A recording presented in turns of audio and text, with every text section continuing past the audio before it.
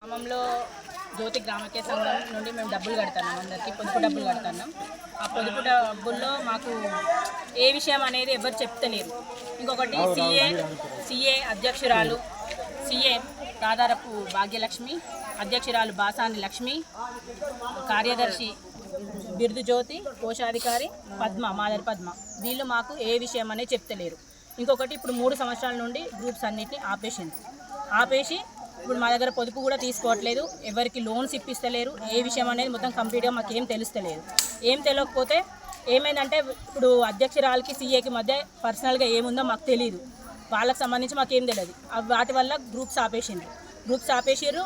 ఇప్పుడు అధ్యక్షురాల దగ్గర ఒక చెక్ ఉండంగానే, ఒక చెక్ బుక్ ఉండంగానే ఇప్పుడు ఈమెకు తెలియకుండా, అధ్యక్షురాలకు తెలియకుండా సపరేట్గా చెక్ బుక్ తీసుకొని వాళ్ళు సీఏ వాళ్ళు తీసుకొని డబ్బులు ఇడిపించారు. అసలు విషయం ఏంటిది, ఆమె డబ్బులు ఎందుకు ఇడిపించిందో మాకు తెలియదు. ఏమన్నా అడిగితే ఏమంటుందంటే ఆమె 1,30,000 చిల్లర ఇడిపించింది. మేము డబ్బులు ఇట్లా ఎందుకు ఇడిపించారంటే నాకు వచ్చే జీతం అంటాను. 3 సంవత్సరాల నుండి ఆమె ఎవరికి లోన్స్ ఇప్పినప్పుడు ఆమెకు జీతం ఎక్కడ నుండి వస్తుంది? పొదుపులు కడతలేము, ఏమి కడతలేము. అట్లాంటప్పుడు ఆమెకు జీతం ఎక్కడ నుండి వస్తుంది? ఆ విషయం మాకు కావాలి, క్లారిటీ ఇవ్వాలి. ఎందుకు డబ్బులు ఇడిపించింది అసలు తెలియకుండా ఇడిపించాల్సిన అవసరం ఏముంది? ఆమె పనికి పోయిన వాళ్ళతో సంతకం పెట్టించుకున్నది. అట్లా సంతకం పెట్టించుకొని తెలియకుండా ఇడిపించాల్సిన అవసరం లేదు కదా. అట్లా ఇడిపించింది, అట్లా అన్యాయం జరిగింది. ఇప్పుడు మాకేంటిదంటే ఆ సీఏ వద్దు, కార్యదర్శి వద్దు, అధ్యక్షురాలు వద్దు, కోశాధికారి వద్దు, అసలు వాళ్ళు మొత్తమే వద్దు. వీళ్ళందరితో ఇప్పుడు సీఏతోని ఏపీఎం మేడం కూడా ఆమె చెప్పినట్టే నడుతుంది. మాకు ఇప్పుడు ఇక్కడికి వచ్చి మనం మాట్లాడినా కూడా ఏ విషయం అనేది ఆమె క్లారిటీ ఇస్తలేదు. ఏపీఎం కూడా ఇప్పుడు బ్యాంకు దగ్గరికి పోయి స్టేట్మెంట్ ఇవ్వమంటాం కదా, స్టేట్మెంట్ కూడా ఇస్తలేరు, ఇవ్వకుండా చేస్తూ ఉన్నారు. అసలు ఏంటిది, అసలు ఏం జరుగుతుందనే మాకు తెలియదు. ఇప్పుడు అలా 30 లక్షల చిల్లర ఉండాలి, ఇప్పుడు అలా ఎన్ని డబ్బులు ఉన్నాయో తెలియదు, డబ్బులు ఎంత ఉన్నాయో కూడా తెలియదు. మాకు లెక్కలు కావాలి. మెయిన్గా మాకు ఏంటిదంటే ఇప్పుడు సీఏ వాళ్ళ ఇంటికి పోయి మేము బుక్కులు కావాలని అడిగినప్పుడు ఇప్పుడు లేడీస్ మాట్లాడాలి, అది లేడీస్కి సంబంధించింది మహిళా సంఘం. ఇప్పుడు వాళ్ళ భర్త మాట్లాడి ఆ నుండి మెడల్ పట్టి దొబ్బుతా, మీరు కుక్కలా మురుగుతాండ్రు, అది ఇదని మాట్లాడుతాండు. ఇక మేము ఏమనాలో మాకేం అర్థం కాలే. మాట్లాడేటోళ్ళు మాట్లాడిండ్రు, సపరేట్కి ఈడికి వచ్చిన తర్వాత వీళ్ళు ఎలక్షన్ కోడ్ అంటారు, 4 తారీఖు వరకు ఆగమంటారు. వీళ్ళు కూడా న్యాయం చేస్తారనే నమ్మకం మాకు లేదు. అసలు ఏం జరుగుతుందో మా ఊర్లో ఇక మీకే తెలియాలి. మీ పొదుపులో ఎన్ని డబ్బులు ఉన్నాయి? మొత్తం 30 లక్షల చిల్లర ఉండాలి. బ్యాంకులు 20,80,000 చిల్లర ఉన్నాయి.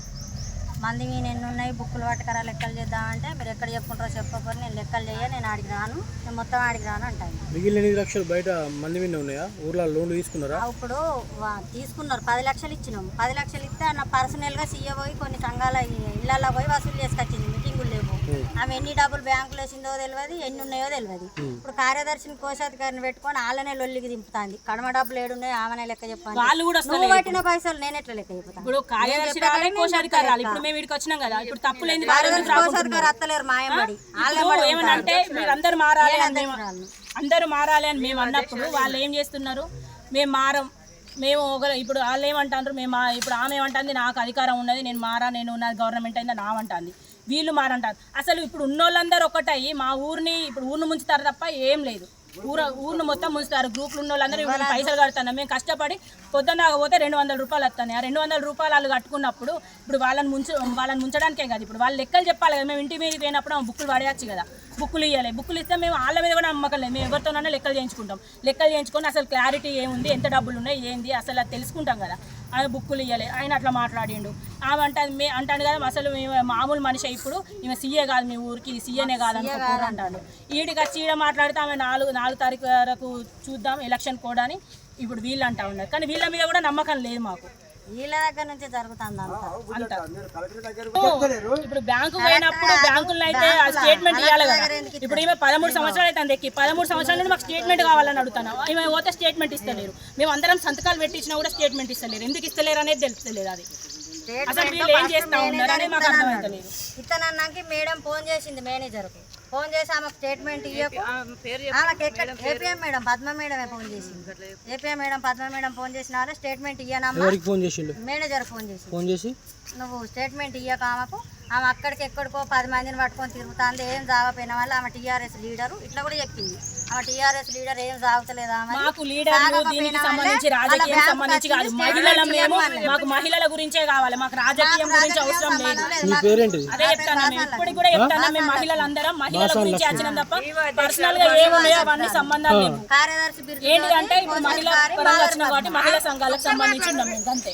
కార్యదర్శి బిరుదు జ్యోతి పర్సనల్ పార్టీలు ఎవరైనా రికమెండేషన్ ద్వారా కూడా ఎవరైనా ఉంచుదాం అనుకుంటే మాకు వాళ్ళ 5 అవసరమే లేదు, మేము గ్రూప్ కట్టం, మాకు అవసరమే లేదు, మాకు వద్దు, 4 వద్దు, ఈఓ పాడద్దు, సిఏ వద్దు, మాకు మొత్తమే వద్దు. వాళ్ళు ఉంటే మొత్తం ₹1 కట్టం కాదు, మా పైసలు మాకు ఖచ్చితంగా ఇప్పుడు మీరు అన్నది 30 లక్షలు ఉంటే దానిలో మా డబ్బులు మాకు కావాలి, 9 లక్షల దాకా లెక్కలు చెప్పాలి, మా డబ్బులు మాకు కావాలి. వీళ్ళందరూ మారాలి, మేము కొత్తగా కట్టుకుంటాం. ఇప్పుడు ఇంకా 3 సంవత్సరాల నుంచి మీరు కడతలేదు. 3 సంవత్సరాలు మేము ₹1 కూడా కడతాం, లేకపోతే లేదన్న. వివో కూడా మాకు వివో తోటి కూడా వచ్చిన లాభం కూడా ఏం లేదు. ఒకప్పుడు పిల్లలు ఏం డిస్కషన్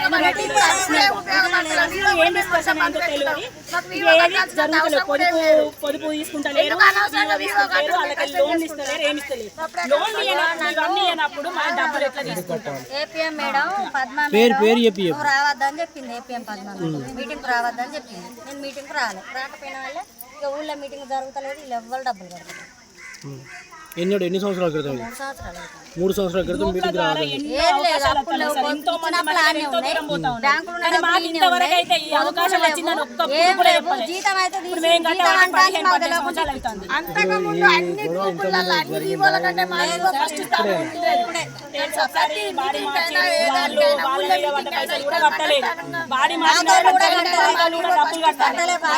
డబ్బులు ₹1 కూడా కట్టలేదు. కలెక్టర్ రేట్ కూడా కలెక్టర్ అప్లికేషన్ పెట్టినా కూడా మాకే రెస్పాన్స్ లేదు. మన దగ్గర రాయిపోయి ఇంతకుముందు పిల్లలకు స్కాలర్షిప్ అని వచ్చేది, కొత్త వాళ్ళని పెట్టుకుంటే ఇంతో కొంత తెలిసింది. తెలిసిన తర్వాత 5 సంవత్సరాలు వీళ్ళని దీపమన్నాం. వీళ్ళు ఏమన్నారు, వాళ్ళు దీపని నేను దీపమన్నారు. వాళ్ళనే పెట్టినాం. మా పైసలు మాకు లెక్క కావాలి, మాకు ఎవరితో సంబంధం లేదు. మా ఇష్టం అయితే మేము గ్రూప్స్ కట్టుకుంటాం, లేకపోతే లేదు. మా డబ్బులు మాకు కావాలి. ఇప్పుడు వాళ్ళు లెక్క చెప్పి మా బుక్కులు ఇస్తారు కదా సార్, మాకు ఎన్ని డబ్బులు ఉన్నాయి, ఏమైంది, ఇప్పుడు 20 లక్షలు గ్రూప్స్ సంబంధించి ఏమన్నా వస్తే కూడా మాకు ఎవరు చెప్పేటోళ్ళు లెక్క చెప్పాలి. చెప్తలేదు, సభ్యులకు తెలియదు, మా లీడర్లకు తెలియదు, నా అధ్యక్షురాలు నాకు తెలియదు, వాళ్ళకి 3కి తెలుసు, ఏపీఎం మేడం తెలుసు. ఎందుకు మీకే తెలిసింది మరి? సంతకాలు పెట్టిరని వీళ్ళు నాట్ల కాడికి పోయి వాళ్ళ భర్త నాట పెట్టేటోళ్ళ దగ్గర, పత్తి తీసేటోళ్ళ దగ్గర పెట్టించుకొచ్చింది. పెట్టించుకొస్తే వీళ్ళందరిని చెప్తే నాకు తెలిసి నేను మేడంని అడిగితే మేడం నీకు ఏది సంబంధం లేదు, నువ్వేది అడగద్దు, ఆమె జీతం బరబ్బరి ఇప్పించింది అంటాను. సమావేశం జరుగుతుంది. ఇక రాజరాజేశ్వర సంఘం, ఇగో ఎంఎస్ కట్టినాం, ఇగో ఈ శ్రీనిధి కట్టినాం, ఇక ఇట్లా వివో వేతనము అంటే సీఏకు వేతనం ఇట్లా ₹1000 ఇవ్వాలి, మేము ప్రతి నెల ఇవ్వాలి ఆమెకు జీతం. ఇక ఉషోదయ సంఘానికి 50,000, ప్రగతి 50,000 గిట్ ఇచ్చుకోవాలి. మేము మీటింగులు ఇచ్చుకోవాలంటే మేము గిట్ ఇగో ఇక్కడ నేను అధ్యక్షురాలు పెట్టాలి సంతకం, ఇగో ఇక్కడ కార్యదర్శి పెట్టాలి, ఇక్కడ కోశాధికారి పెట్టాలి. ఇగో ఇద్దరిని పాస్ చేయించి డబ్బులు తీసిండు మాకు. మళ్ళీ వాళ్ళు తీసుకున్నారు అన్నట్టు ఒకటి ఉండంగా. ఇప్పుడు ఇది ఉండంగా ఎట్లా తీసుకుంటారు? ఇది ఉండంగానే మళ్ళీ తీసుకున్నారు. ఇప్పుడు ఇది ఉండంగా ఇంకోటి తీసుకోరాదు కదా. నేను సార్ దగ్గర పోయి అడిగితే వాళ్ళ డబ్బులు రావాలనుకో వచ్చిన ఇప్పుడు మా అందరి సమక్షంలో తీసుకుంటే అయిపోయేది కదా. వాళ్ళని పనికాడికి పోయి సంతకాలు చేసుకున్నారు. ఇది ఉండంగా సంతకాలు పెట్టించుకోవాల్సిన అవసరం ఉన్నది. వాళ్ళ ఇంటికి పోతే ఆయన ఎట్లా పడితే అట్లా మాట్లాడతాడు. ఇప్పుడు మా దానికోసం మేమైనా కూడా ఆయన అట్లా మాట్లాడినప్పుడు మేము ఏం మాట్లాడతాం? ఇవ్వాలి, మేము ఏది ఇచ్చుకోవాలని ఇట్లా ఇచ్చుకోవాలి, సమావేశం పెట్టుకొని సమావేశంలో ఇచ్చుకోవాలి. సంబంధించి ఇప్పుడు మహిళా సంఘాలకు సంబంధించి జరుగుతుంది, అప్పుడు మహిళలే మాట్లాడాలి. ఇప్పుడు ఆమెకు కాకుండా అయినా మాట్లాడుతాను, వాళ్ళ ఇంటికి పోతే అయినా మాట్లాడుతాను, ఆమెను మాట్లాడిస్తలేడు. అయినా మీరు కచ్చుకున్న మాట్లాడితే మేమేం మాట్లాడతాం? మీరు నడుగురు ఇక్కడ నుండి ఎల్లుర్రి అంటే ఎల్లుర్రా మెడవాడి దొక్కుతాడు, మేము కుక్కలు తిమ్మొడుతానమాట. మరి మేమెందుకు ఇప్పుడు సీఏనే కాదు, సీఏనే లేదు, మీ ఊరు సీఏనే లేదు అని చెప్తాను. మేమేం చేస్తాం?